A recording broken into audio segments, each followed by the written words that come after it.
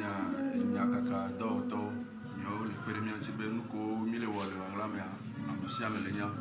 egbe ami pe mi va lycée technique mi le yo gbe avec que avait journée porte ouverte allo mi abubo tout le nuko pata wona lycée technique mi abubo tout le na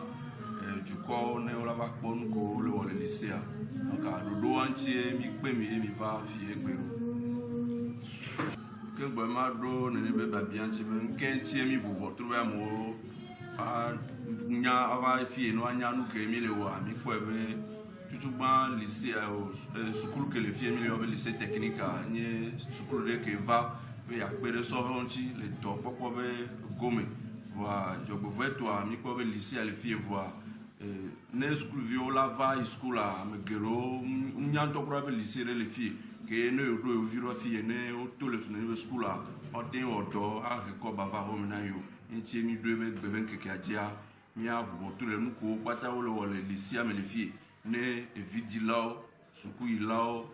suku jipoto wava do ajo noto wava ne be lycée technique no aponu ke wo le lycée alo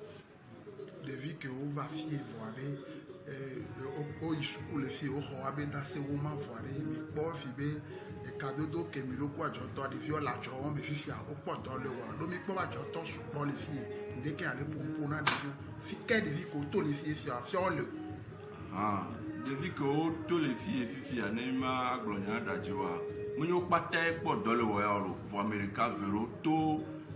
mairie be association que be douani le caché en kudo be amoko le en partenariat kudo me odo association le odo le wo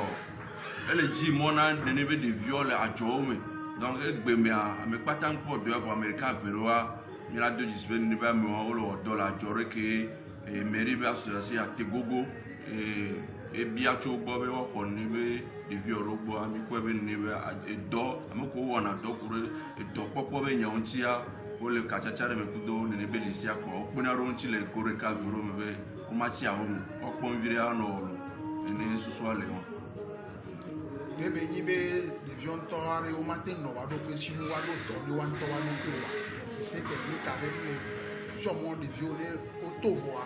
wan to la wa be do pe wan ya pe to ni wa do ko wa to kwa mo wa o to na wa fofo akpere bia nyuro to o so wa ne be school a nyao toto me a school a me school de benye be no ya agbaba no home aju asi akpala ko be amene ne va ji done ya o school a no to zire ka kwa dore ala no lo me no ko no to mba hia be amere ne o la gban lo ma na amere be ne ko e ken boy la o ne be do on to la intensité ayi avec ji do awo ne be lycée a yo filière o vele maintenant informatique ou électro technique ne be do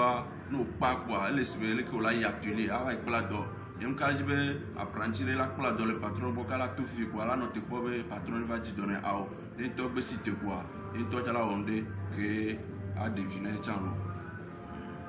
OK, moi c'est Zenegba Kosimov, le chargé de partenariat de l'association pour la promotion et le développement du lycée d'enseignement technique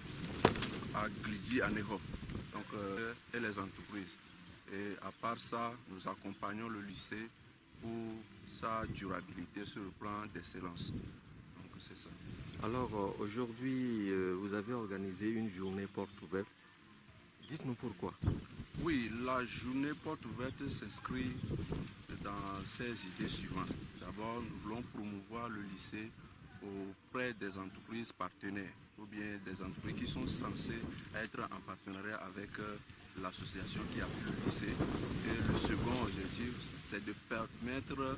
au public, c'est-à-dire aux jeunes collégiens, des CEG qui sont dans la zone, de prendre connaissance du lycée, des atouts qui se trouvent et lorsqu'ils vont fréquenter ici, ils pourront bénéficier pleinement. C'est-à-dire mettre le lycée en valeur auprès de futurs étudiants du lycée. Alors, nous allons parler un peu de notre organisation. Ici, aujourd'hui, c'est dénommé la journée porte ouverte au sein du lycée d'enseignement technique d'Anéro-Glidji. C'est une activité qui a été appuyée par l'association, c'est-à-dire organisée par l'association au sein de la semaine culturelle qui a été prévue, qui a été établie par le lycée de façon autonome. comme l'association appuie le lycée, donc nous avons saisi l'occasion que c'est le bon moment pour organiser la journée porte ouverte pour permettre aux futurs collégiens, à nos entreprises, que ce soit les anciens diplômés du dit établissement, de se faire valoir auprès de leurs potentiels partenaires. C'est ça. Nous allons brocher un peu, nous allons parler un peu du rôle de l'association aux côtés du lycée d'enseignement technique. L'association est là pour appuyer le lycée dans quel sens? Démarcher auprès des entreprises des places de stage pour les élèves, parce que chaque élève qui doit passer par l'établissement doit faire au minimum 6 mois de stage en vie courante dans l'entreprise. Donc ces places, ce ne sont pas les élèves qui cherchent les places pour les stages, c'est le lycée et l'association qui s'organisent pour trouver des places de stage pour les élèves. Et si nous prenons le cas des anciens diplômés du dit établissement, nous les accompagnons aussi pour leur insertion professionnelle. Il y a même des plateformes au hasard que nous avons créées pour eux, et